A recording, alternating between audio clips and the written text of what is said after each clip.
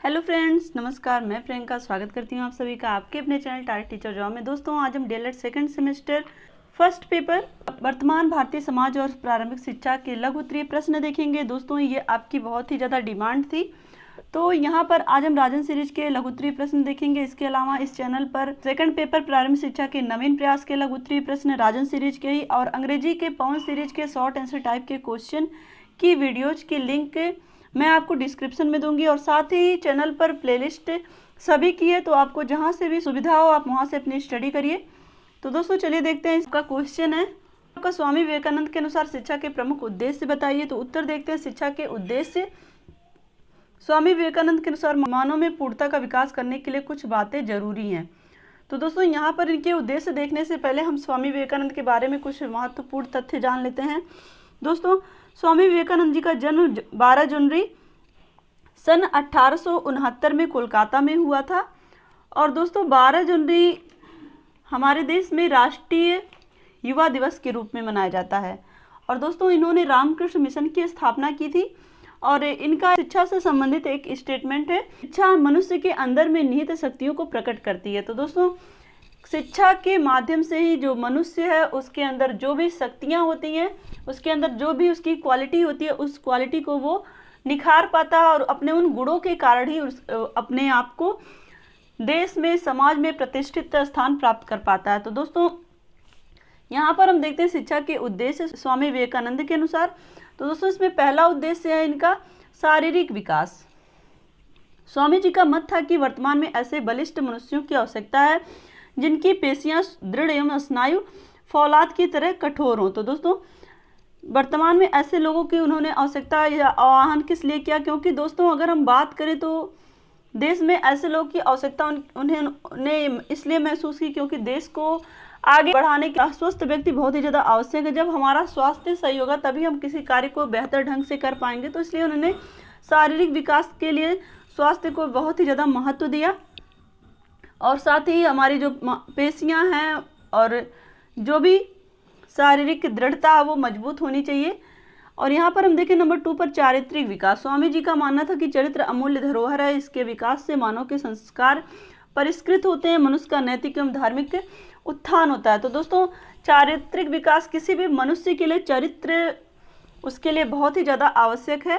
तो दोस्तों, यहाँ पर चरित्र बहुत ही ज़्यादा, अगर एक शिक्षक की बात की जाए, अगर हम एक शिक्षक का उदाहरण लेते हैं तो दोस्तों, एक शिक्षक का चरित्र अपने छात्रों के लिए बहुत ही ज़्यादा महत्वपूर्ण होता है, क्योंकि छात्र अपने शिक्षक की केवल उसके शिक्षण कार्य को नहीं देखता बल्कि वो उनके चरित्र, उनके पर्सनालिटी और उनके जो भी गुण हैं उन सब से वो प्रभावित होता है। क्लियर। अब यहाँ पर हम देखें नंबर 3 पर व्यावसायिक शिक्षा। स्वामी जी का मत है कि शिक्षा ऐसी हो जिससे लोगों की आवश्यकता पूर्ति और आत्मनिर्भरता प्राप्त हो। तो दोस्तों, अगर हम व्यावसायिक शिक्षा के उद्देश्य की बात करें तो ऐसा नहीं है कि स्वामी जी ने ही केवल व्यावसायिक शिक्षा या व्यावसायिक उद्देश्य की बात की, बल्कि इसके अलावा गांधी जी ने भी व्यावसायिक शिक्षा पर बहुत ही ज़्यादा बल दिया कि जिससे कि लोग अपने अंदर स्किल डेवलप कर पाएँ, जो भी छात्र हैं शिक्षा के माध्यम से अपने अंदर स्किल डेवलप कर पाएँ और अपने उस स्किल के कारण, उस निपुणता के कारण अपने आप को आत्मनिर्भर बनाएं। क्लियर।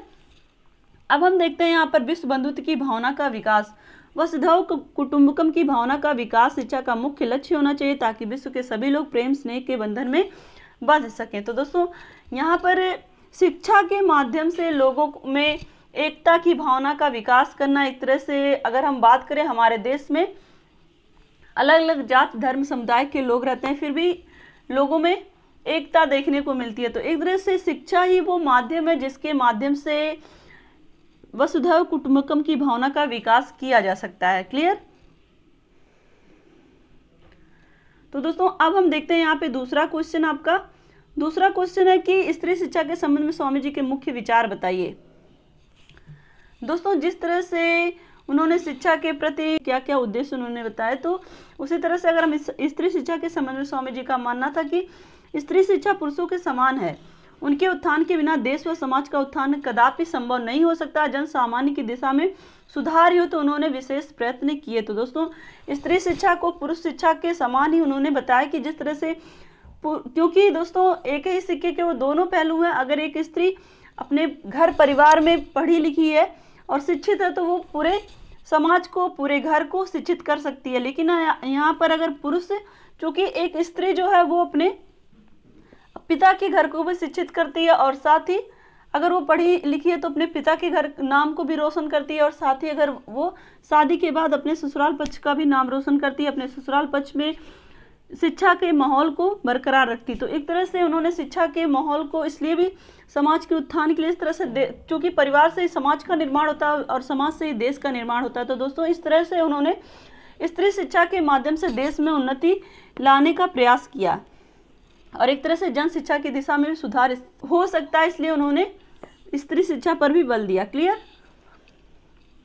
अब यहाँ पर हम देखें नंबर 3 क्वेश्चन, टैगोर की प्रमुख रचनाएं बताइए। तो दोस्तों टैगोर की निम्नलिखित रचनाएं हैं। तो दोस्तों यहाँ पर देखिए रविंद्रनाथ टैगोर। तो दोस्तों रविंद्रनाथ टैगोर के विषय में हम थोड़ा सा जान लेते हैं। रविंद्रनाथ टैगोर ने शिक्षा का प्रयोग व्यापक अर्थों में किया, और दोस्तों इन्होंने शिक्षा पे भी विशेष ध्यान दिया। और दोस्तों अगर हम बात करें रविंद्रनाथ टैगोर की प्रमुख रचनाओं की, उत्सवर, दिन, पूर्व पश्चिम, गीतांजलि, शिक्षा हेरफेर, धर्म, शांति निकेतन, शिक्षा विधि और स्त्री शिक्षा और माई स्कूल आदि इनकी प्रमुख रचनाएं हैं। और दोस्तों इन्हें गीतांजलि के लिए नोबेल पुरस्कार भी मिला था। तो दोस्तों इस तरह से उनके शिक्षा से संबंधित उनका जो योगदान रहा है और उनकी जो रचनाएं रही, वो कहीं ना कहीं देश में और हमारे समाज की उन्नति में बहुत ही ज़्यादा सहायक हुई है, कह सकते हैं। दोस्तों अगर हम बात करें टैगोर की, तो टैगोर ही ऐसे प्रथम शिक्षा शास्त्री हैं जिन्होंने राष्ट्रीयता की परिधि से निकलकर विश्व के समस्त मानवों के हित की चिंता की और ऐसी शिक्षा का प्रारूप तैयार किया जिससे संपूर्ण मानव जाति को एक सूत्र में बांध सके। टैगोर स्वयं एक महान कलाकार थे, सहानुभूति, सौंदर्य, अनुभूति तथा कला के सृजन में वे बेजोड़ थे। इसलिए औपचारिक अध्यापन के साथ साथ उन्होंने चित्रकला, संगीत, नाट्य कला आदि का समावेश किया और सब में स्वयं सक्रिय रूप से वो भाग भी लेते थे। तो दोस्तों इस तरह से अगर हम बात करें तो टैगोर कहीं ना कहीं एक शिक्षा शास्त्री के रूप में भी, जहाँ लोगों के बीच शिक्षा के माहौल को, शिक्षा के प्रसार को करने में बहुत ही महत्वपूर्ण योगदान रहा है उनका। तो दोस्तों अब हम देखते हैं नेक्स्ट क्वेश्चन। यहाँ पर देखिए क्वेश्चन नंबर 4 है, रविन्द्रनाथ टैगोर के अनुसार शिक्षा का अर्थ बताइए। तो दोस्तों टैगोर के अनुसार सर्वोच्च शिक्षा वह शिक्षा जो हमें न केवल सूचना प्रदान करती है वरन हमारे जीवन के बाह्य परिस्थितियों से सामंजस्य बनाती है। और दोस्तों यहाँ पर देखिए टैगोर ने साविद्या या विमुक्ति का समर्थन किया। उनके अनुसार शिक्षा केवल मानव को जन्म मरण से मुक्ति नहीं देती है वरन वह आर्थिक, मानसिक, सामाजिक दासता से भी मुक्ति देती है। अतः शिक्षा हमें समायोजन सिखाती है। तो दोस्तों इसके अलावा अगर हम बात करें रविन्द्रनाथ टैगोर के अनुसार शिक्षा के अर्थ की, तो दोस्तों रविन्द्रनाथ टैगोर ने शिक्षा का प्रयोग व्यापक अर्थों में किया है। इन्होंने शिक्षा को जीवन का प्रकाश एवं स्वतंत्रता माना है। तो दोस्तों शिक्षा को जीवन का प्रकाश एवं स्वतंत्रता का मतलब होता है कि अगर हमारे अंदर शिक्षा है तो हमारे अंदर प्रकाश है, हमारे अंदर कॉन्फिडेंस है, हमारे अंदर इंडिपेंडेंस की भावना है, एक तरह से हमारे अंदर स्वतंत्रता की भावना है। और इनकी दृष्टि से सर्वोच्च शिक्षा वह है जो हमें न केवल सूचना प्रदान करती है वरन हमारे जीवन का सामंजस्य बाह्य सत्ता से जोड़ती है। कि ये हमें केवल सूचना ही प्रदान नहीं करती है वरन हमारे जीवन का बाह्य परिस्थितियों से सामंजस्य बनाती है। भौतिक दृष्टि से टैगोर ने शिक्षा को इस प्रकार परिभाषित किया। अगर हम बात करें भौतिक दृष्टि से, तो उन्होंने कहा कि वास्तविक शिक्षा वो है जो उपयोगी वस्तुओं की वास्तविक प्रकृति को जानने और उनके उपयोग करने तथा उनके वास्तविक जीवन की रक्षा करने में सहायता करती है। तो दोस्तों किस तरह से जो हमारे जीवन के लिए उपयोगी हैं और वो हमारे प्रकृति के लिए भी उपयोगी हैं, प्रकृति से संबंधित हैं, तो उसके बारे में हम किस तरह से जान सकते हैं, किस तरह से हम अपने प्रकृति की रक्षा कर सकते हैं, इसके बारे में भी इन्होंने कहा। और टैगोर आधुनिक शिक्षा पद्धति से संतुष्ट नहीं थे। इनका विचार था कि शिक्षा जीवन का अंग हो और उसकी व्यवस्था इस प्रकार की जाए कि उसका संबंध जीवन के शारीरिक, मानसिक, सामाजिक, आध्यात्मिक और राजनैतिक आदि विभिन्न पक्षों से हो। क्लियर। टैगोर ने पुस्तकीय ज्ञान का विरोध किया तथा क्रियाशीलता का समर्थन किया। वे प्रेम, स्नेह और सहानुभूति को शिक्षा प्रक्रिया का अभिन्न अंग मानते थे। तो दोस्तों ये सारी जानकारी है टैगोर के अनुसार शिक्षा के अर्थ के विषय में। अब हम देखते हैं नेक्स्ट क्वेश्चन। क्वेश्चन नंबर 5 है, गांधी जी की बुनियादी शिक्षा की विशेषताएं बताइए। तो दोस्तों गांधी जी की बुनियादी शिक्षा की विशेषताएं देखते हैं। यहाँ पर देखिए गांधी जी की बुनियादी शिक्षा की विशेषताएं निम्नलिखित हैं। इसके पहले हम थोड़ा गांधी जी के बारे में कुछ जान लेते हैं और उनके क्या विचार थे शिक्षा के प्रति। दोस्तों, अगर हम बात करें गांधी जी के अनुसार शिक्षा का अर्थ, तो पुस्तकीय ज्ञान अथवा साक्षरता ही शिक्षा नहीं है। गांधी जी प्रत्येक व्यक्ति को शिक्षित देखना चाहते थे, किंतु उनके विचार में पुस्तकीय ज्ञान तो केवल एक साधन मात्र है। इसी प्रकार साक्षरता न तो शिक्षा का आरंभ है और न ही अंत है। गांधी जी विश्वविद्यालय से डिग्री प्राप्त, किंतु अनैतिक व्यक्ति से अच्छा वह पढ़े लिखे उस मजदूर और किसान को समझते थे जो नैतिक और चरित्रवान हो। तो दोस्तों, गांधी जी का मत है कि जो व्यक्ति, अगर उसने विश्वविद्यालय से भी डिग्री प्राप्त की है लेकिन उसके अंदर कोई भी ऐसे गुण नहीं है जो पढ़े लिखे होने चाहिए, तो उससे मजदूर से उसकी तुलना की कि जो नैतिक और चरित्रवान है। कहने का तात्पर्य है कि उनका कहना था कि नैतिक और चरित्रवान मजदूर उससे अच्छा है जिसने पढ़े लिखे होने के बावजूद, अच्छी डिग्री लेने के बावजूद भी उसके अंदर अगर नैतिकता नहीं है, उसका चरित्र नहीं अच्छा है। क्लियर? इससे यह स्पष्ट होता है कि गांधी जी ने जीवन के चरित्र और नैतिकता पर अधिक बल दिया। उनका विचार है कि शिक्षा द्वारा व्यक्ति का नैतिक विकास होना चाहिए। उन्होंने लिखा भी है कि साक्षरता ना तो शिक्षा का आरंभ है और ना ही अंत है, यह विभिन्न साधनों में से एक साधन है जिसके द्वारा पुरुषों और स्त्रियों को शिक्षित किया जा सकता है। तो दोस्तों, ये सारी जानकारी थी गांधी जी के विचार, जो शिक्षा के प्रति उनके विचार थे। अब हम देखते हैं गांधी जी की बुनियादी शिक्षा की क्या विशेषताएं हैं। अब हम देखें, यहाँ पे पहला है, बच्चों को शिक्षा प्रणाली का मूल केंद्र बिंदु समझा जाए। तो दोस्तों, यहाँ पर हम बात करें, गांधी जी का मत था कि जो शिक्षा है उसमें बच्चा जो हो वो केंद्र बिंदु हो। शिक्षा का माध्यम पाठ्यक्रम ना हो करके, बल्कि उनको ऐसी शिक्षा देना जहाँ पर वो खुद से करके सीखें।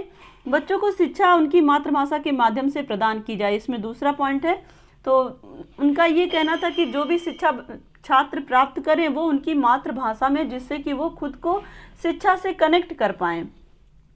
और नंबर तीसरे पर हम देखें, बच्चों को भी शिक्षा दी जाए वह हस्तशिल्प के माध्यम से दी जाए। तो दोस्तों, उनका ये भी कहना था कि जो भी छात्र शिक्षा ग्रहण करें वो हस्तशिल्प के माध्यम से ग्रहण करें, एक तरह से उनके अंदर स्किल डेवलप करके उनको शिक्षा दी जाए जिससे वो करके सीखें और साथ ही यहाँ पर वो आत्मनिर्भर भी बने। क्लियर? और नंबर 4 पर हम देखें, पूरी शिक्षा स्वावलंबी हो। तो दोस्तों, पूरी शिक्षा स्वावलंबी, जहाँ पर बालक के कुछ करके सीखने के साथ साथ वहाँ पर वो मेहनत करके सीखे, जिससे कि वो जीवन में मेहनती बने और उसके अंदर कुछ करने की क्षमता विकसित हो। क्लियर? और यहाँ पर हम देखें नंबर 5 पर, बच्चों को अपने कार्य की पूर्ण स्वतंत्रता हो। यहाँ पर छात्रों पर किसी भी तरह का प्रेशर ना हो, वो अपने कार्य को पूरी स्वतंत्रता के साथ करें। वहाँ पर शिक्षक के देख रेख में वो कार्य तो करे, लेकिन शिक्षक का उन पर कोई प्रेशर ना हो। क्लियर? यहाँ पर देखिए नंबर 6 पर, बच्चों को शिक्षा अनिवार्य एवं निःशुल्क रूप से दी जाए। तो दोस्तों, गांधी जी का मत था कि बच्चों को, जो 7 से 14 वर्ष तक के बच्चे हैं, उनको निःशुल्क शिक्षा दी जाए। और दोस्तों, जो आज हमारे शिक्षा के अधिकार में है भी कि 6 से 14 वर्ष तक के बच्चों को निःशुल्क और अनिवार्य शिक्षा की बात कही भी गई है, लेकिन इसके पहले ही गांधी जी ने ये सारी बातें कही थी।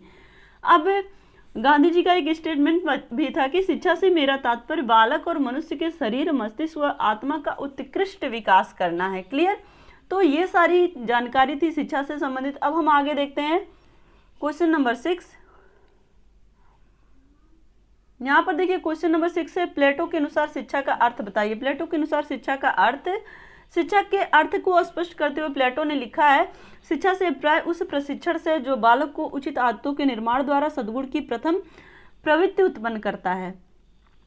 तो दोस्तों, यहाँ पर प्लेटो के अनुसार शिक्षा का तात्पर्य ये है कि बालक को ऐसी शिक्षा दी जाए जिसमें वो प्रशिक्षण के माध्यम से उनके अंदर अच्छे आदतों का निर्माण हो और उनके अंदर सद्गुण यानी कि अच्छे गुणों का विकास हो तथा प्रथम प्रवृत्ति उत्पन्न करता है और आप में जीवन के प्रारंभ से अंत तक उस व्यक्ति के प्रति, उस वस्तु के प्रति घृणा उत्पन्न करता है जिससे आपको घृणा करनी चाहिए। यानी कि यहाँ पे कहने का तात्पर्य है कि जो आदतें अच्छी हैं उनका विकास हो, जो चीज़ें बुरी हैं या जो चीज़ें हमारे जीवन में या हमारे लिए अच्छी नहीं है उससे बालक को के अंदर घृणा उत्पन्न हो और वो उन सारी चीज़ों से घृणा करे और साथ ही उस वस्तु के प्रति प्रेम उत्पन्न करता है जिससे कि आपको प्रेम करना चाहिए। जो चीज़ें हमारे लिए अच्छी हैं उसके लिए वो आदर सम्मान की भावना रखे और जो चीज़ें मनुष्य के लिए अच्छी नहीं है उसके प्रति उसकी घृणा उत्पन्न होनी चाहिए, और साथ ही जो चीजें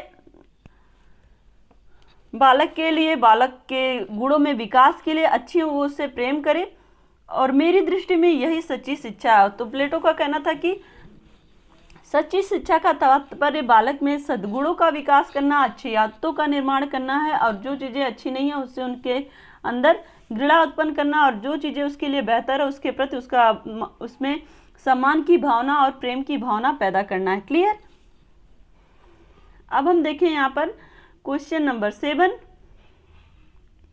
प्लेटो के अनुसार प्रारंभिक शिक्षा का पाठ्यक्रम बताइए। तो दोस्तों प्लेटो का मत है कि प्रारंभिक शिक्षा के पाठ्यक्रम में केवल खेल कूद, व्यायाम, संगीत, गणित, इतिहास तथा विज्ञान को स्थान प्रदान किया जाना चाहिए। तो दोस्तों यहाँ पर देखिए प्लेटो के अनुसार प्रारंभिक शिक्षा में जो भी पाठ्यक्रम हो उसमें खेल कूद को महत्व दिया जाए, व्यायाम को महत्व दिया जाए, संगीत और गणित और इतिहास और विज्ञान को महत्व दिया जाए, जहाँ पर बालक करके सीखे भी और अपने क्रियाओं के माध्यम से सीखे, साथ ही वो अपने पास्ट के जो भी चीज़ें घटित हुई हैं उसके विषय में जाने, और गणित के विषय में जाने, और जो भी खोज होती हैं विज्ञान के माध्यम से उसके विषय में जाने।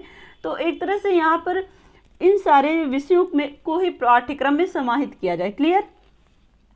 अब हम देखते हैं यहाँ पे दोस्तों क्वेश्चन नंबर 8। तो दोस्तों यहाँ पर हम बात करें रूसो के अनुसार शिक्षा का अर्थ, तो यहाँ पर सबसे पहले जो लिखा उसके बारे में हम देख लेते हैं, फिर आगे हम आपको बताते हैं।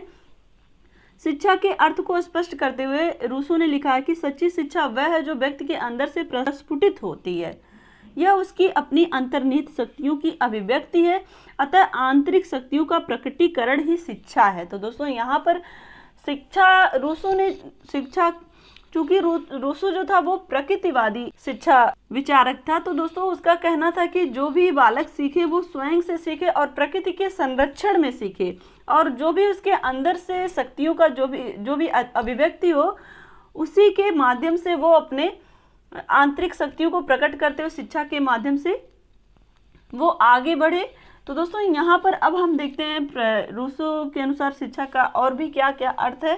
तो दोस्तों जैसा कि रूसो प्रकृतिवादी विचारक था, तो यह पाठ्यक्रम में भौतिक, रसायन, जीव, वनस्पति और प्रकृति विज्ञान को महत्वपूर्ण स्थान देते हैं। इनका प्रमुख कारण यह है कि इनके द्वारा बालक को बहुत सारे अनुभव प्राप्त होते हैं, और इसके अतिरिक्त भाषा, गणित और इतिहास भी पाठ्यक्रम के महत्वपूर्ण विषय हैं। तो दोस्तों यहाँ पर अगर हम बात करें तो जो प्रकृतिवादी यानी कि जो रूसो एक विचारक था, तो उसका भी ये भी मानना था कि ऐसे सब्जेक्ट बालक को पढ़ाए जाएं जो कहीं ना कहीं भौतिक, रासायनिक और जैव, वनस्पति और प्रकृति से संबंधित हो, और साथ ही भाषा, गणित और इतिहास से संबंधित हो, जहां पर बालक अपने अनुभव के माध्यम से सीखे। क्लियर। और रूसो ने अपनी पुस्तक एमिल में शिक्षा का पाठ्यक्रम बालकों के आयु वर्ग के आधार पर निर्धारित किया है। तो दोस्तों रूसो की पुस्तक का नाम भी कभी कभी पूछता है 1 वर्ड्स में, तो आप उसका नाम याद कर लीजिए, एमिल।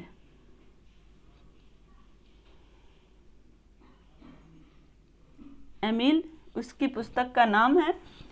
तो दोस्तों अगर हम बात करें उसके अनुसार शारीरिक क्रियाओं को पाठ्यक्रम में स्थान दिया जाना चाहिए, क्योंकि क्रियाओं को करने से मनुष्य से अनुभव की प्राप्ति होती है। उसके अनुसार पाठ्यक्रम में खेल कूद, तैरना, पेड़ पर चढ़ना, घुड़सवारी करना, हस्तकार्य को शामिल किया जाना चाहिए। रूसो के अनुसार नारियों को गृह कार्य में निपुण करने वाली शिक्षा प्रदान की जानी चाहिए।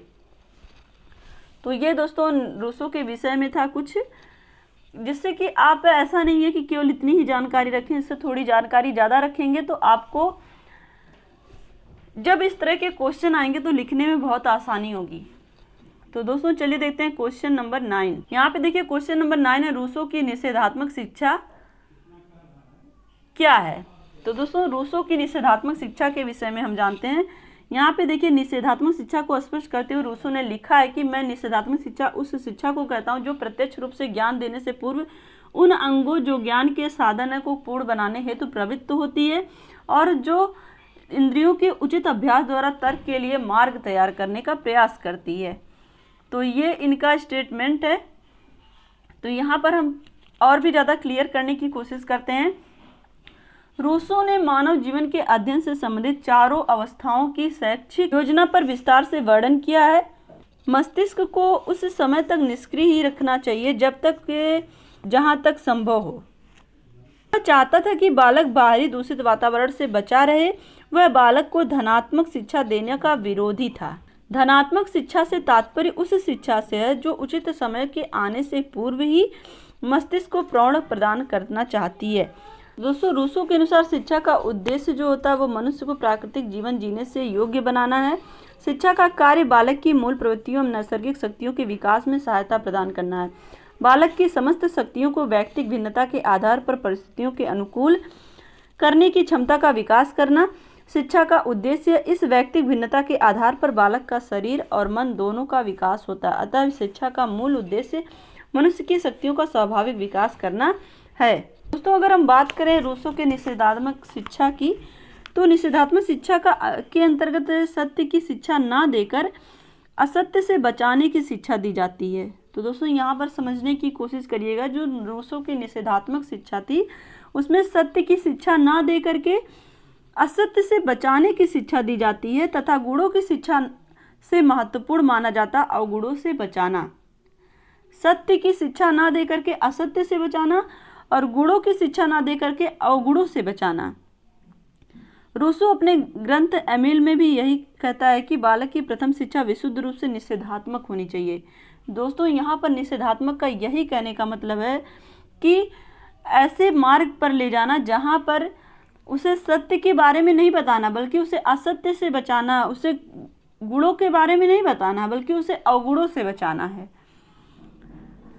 इसमें सत्य और सद्गुण का शिक्षण बिल्कुल सम्मिलित ना होकर के बालक के हृदय से अवगुणों से तथा मानव को त्रुटि से बचाना निहित होता है। क्लियर? तो यहाँ पर जो भी बालक का हृदय है, जो भी बालक है उसके हृदय से अवगुण से बचाना है और मानव जो भी बालक है उसमें त्रुटि से बचाना है। यानी कि जब वो त्रुटि करेगा नहीं तो वो त्रुटि रहित हो जाएगा और जब उसके अंदर अवगुण आएंगे नहीं तो उसके अंदर गुण ही रहेंगे। क्लियर? इस तरह से निषेधात्मक शिक्षा का मतलब ही यही था रूसो के। क्लियर? अब यहाँ पर बस आपको यही समझना है कि रूसो के निषेधात्मक शिक्षा में अवगुणों से बचाना और यहाँ पर बात करें उसमें असत्य से बचाना। तो जब असत्य से बचाएंगे और अवगुणों से बचाएंगे तो सत्य उसके अंदर आएगा और उसके अंदर गुणों का विकास होगा। क्लियर? और यहाँ पर देखिए दोस्तों, इसमें इसने क्लियर कहा भी था कि मैं निषेधात्मक शिक्षा उस शिक्षा को कहता हूँ जो प्रत्यक्ष रूप से ज्ञान देने से पूर्व उन अंगों जो ज्ञान के साधन है को पूर्ण बनाने हेतु प्रवृत्त होती है और जो इंद्रियों के उचित अभ्यास द्वारा तर्क के लिए मार्ग तैयार करने का प्रयास करती है। तो दोस्तों, तर्क का मतलब यहाँ पर यही है कि बालक वहाँ पर तर्क के माध्यम से स्वयं सीखे कि क्या चीज़ें अच्छी हैं, क्या चीज़ें हमारे लिए बुरी हैं। तो जो चीज़ें बुरी हैं उसे वो जब छोड़ देगा तो वो अच्छी चीज़ों की तरफ ही जाएगा। क्लियर? अब हम देखते हैं यहाँ पर दोस्तों क्वेश्चन नंबर 10। यहाँ पे देखिए क्वेश्चन नंबर 10 है, रूसो के अनुसार 1 से 5 वर्ष की शिक्षा कैसी होनी चाहिए। तो दोस्तों, रूसो के अनुसार शैशवावस्था मानव जीवन की पहली अवस्था होती है।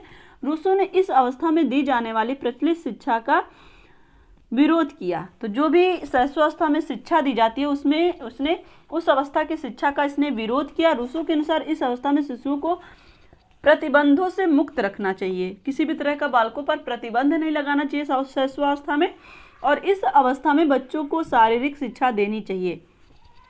बच्चों के बौद्धिक तथा नैतिक विकास पर भी ध्यान देना चाहिए। सामान्य विषयों का ज्ञान देने के स्थान पर बच्चों को स्वास्थ्य एवं ज्ञानेंद्रियों के विकास की ओर ध्यान देना चाहिए। तो दोस्तों, यहाँ पर हम देखें तो शैशवावस्था में बालक को किसी भी तरह की शिक्षा ना देने की बात कही उसने और यहाँ पर बच्चों के बौद्धिक और नैतिक विकास पर ध्यान देने की बात कही और सामान्य विषयों का ज्ञान देने के स्थान पर बच्चों के स्वास्थ्य एवं ज्ञानेंद्रियों के विकास की ओर ध्यान देने की बात कही। तो इस अवस्था में बच्चों के वार्तालाप के माध्यम से बहुत कुछ सिखाया जा सकता है। वार्तालाप में मातृभाषा का प्रयोग किया जाना चाहिए। तो दोस्तों, यहाँ पर शिक्षा ना दे करके बच्चों को बात करके उन्हें समझा करके उन्हें ज्ञानेंद्रियों के माध्यम से शिक्षा देने की बात उसमें कही गई और इस तरह से उसके ज्ञानेंद्रियों का विकास भी होगा जो भी शैशवावस्था के बालक होंगे। तो यहाँ पर बस आपको 1 से 5 वर्ष के बच्चों को इसने ये कहा कि यहाँ पर जो भी हमारे यहाँ शिक्षा चलती है, जो भी शिक्षा का स्वरूप है वो शिक्षा ना दे करके उन्हें स्वयं से एक तरह से उन्हें प्रतिबंधों से मुक्त करना चाहिए, उनके ऊपर किसी भी तरह का प्रतिबंध नहीं होना चाहिए। क्लियर? तो दोस्तों आज के लिए बस इतना ही। वीडियो को लाइक कर दीजिएगा और कमेंट के माध्यम से हमें जरूर बताइएगा कि हमारा ये प्रयास आपको कैसा लगता है। साथ ही अगर आप चैनल पर नए हैं तो प्लीज़ चैनल को सब्सक्राइब करके बेल आइकन बटन को जरूर प्रेस कर लीजिएगा, जिससे हमारे सभी वीडियोज़ की नोटिफिकेशन आपको मिल सके। तो हमसे जुड़ने के लिए थैंक यू सो मच। जय हिंद।